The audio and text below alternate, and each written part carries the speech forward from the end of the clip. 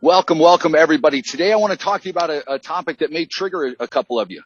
It's something that almost every time I'm on vacation, I end up thinking about. I'm here in Arizona, away from where I normally am, but I want to talk about being committed and what the level of commitment really looks like in your life. Now, one of the questions that I ask all the time when we talk about clarity, but clarity is something that is essential, but without a level of commitment to it, things kind of fall short. And I wanted to talk about that. Now, I've talked about confidence before, and clarity is part of confidence. Commitment is part of confidence. So if you're wondering how to become more confident, I've done some trainings on that. But essentially for confidence, there's 5 C's, and then there's kind of a little bit more, but it starts with clarity, and then you commit to whatever it is you're clear on, whatever that goal is. You act with courage. You eventually become capable, and then after becoming capable, that's when the confidence plays in. And once you reach that level, it's time for the next step, and you have to go out and challenge yourself again. Now, I want to talk about commitment, though, because you can be clear about something, you can be willing to do some work, but the commitment level is lagging for some of you. Chris, if you can mute everybody, I don't know if someone's typing or what's going on, but I'm hearing that a little bit in the background. I'm sorry. So here's the thing is,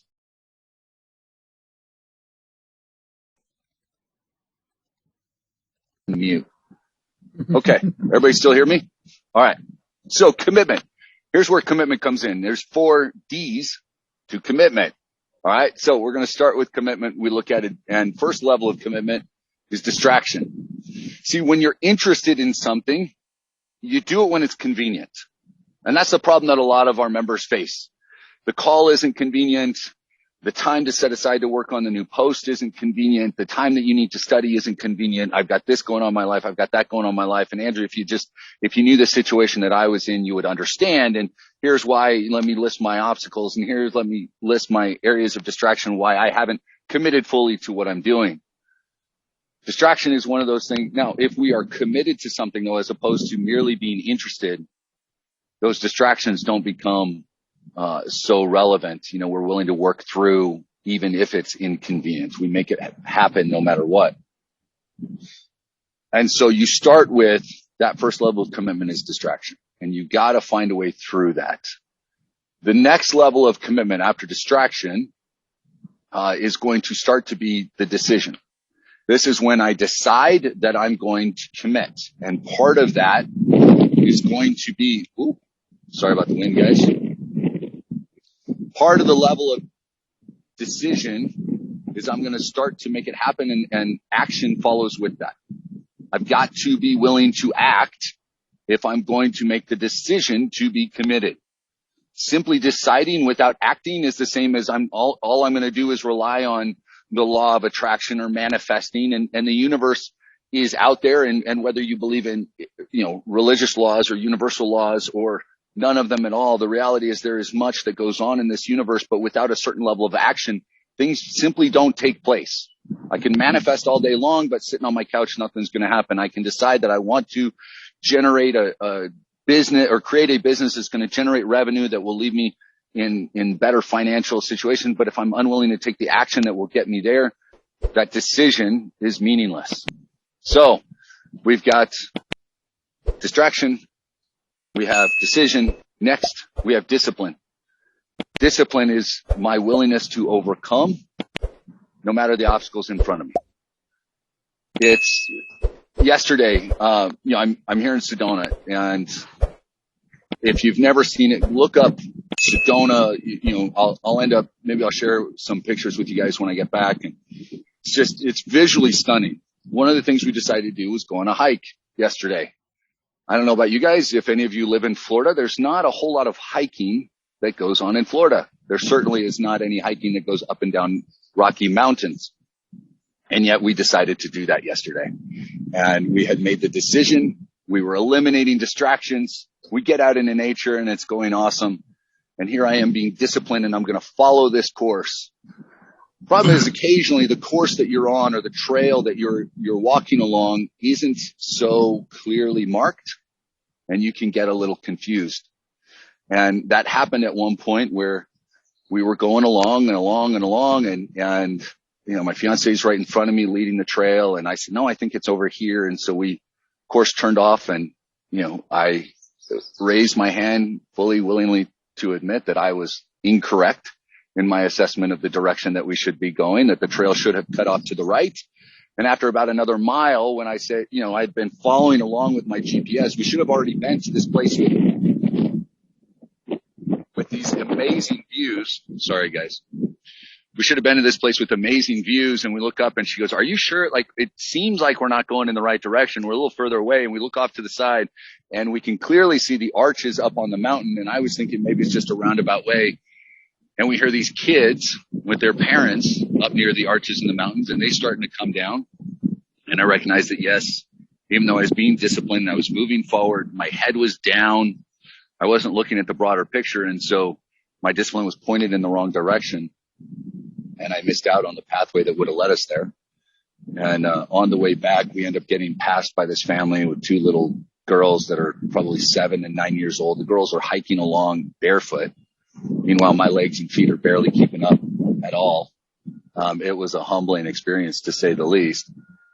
But my discipline was misplaced. And a lot of times I think that's what happens with our level of commitment, guys. We put our discipline towards things that keep us busy and keep us moving, but we're not moving in the right direction. We're not going up what that other pathway would have gotten us there much more quickly than the one that we were on.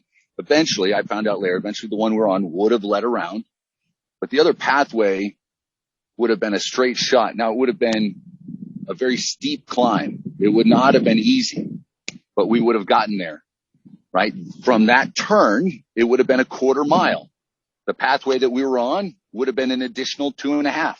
And by that time at night, the sun would have gone down. We would have been lost on the way back. And I would have been, I would not have had a happy camper on my hands.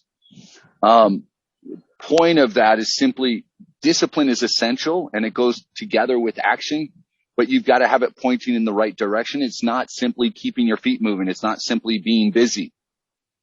Quit being so busy that you miss out on the things that will get you where you need to be. Okay, so distraction, decision, discipline. Discipline, again, overcoming some of the weaknesses inherent in either, going in the wrong direction or, not wanting to do things because they're a little bit difficult. And the last part of being committed is devotion. Being devoted to do it no matter what.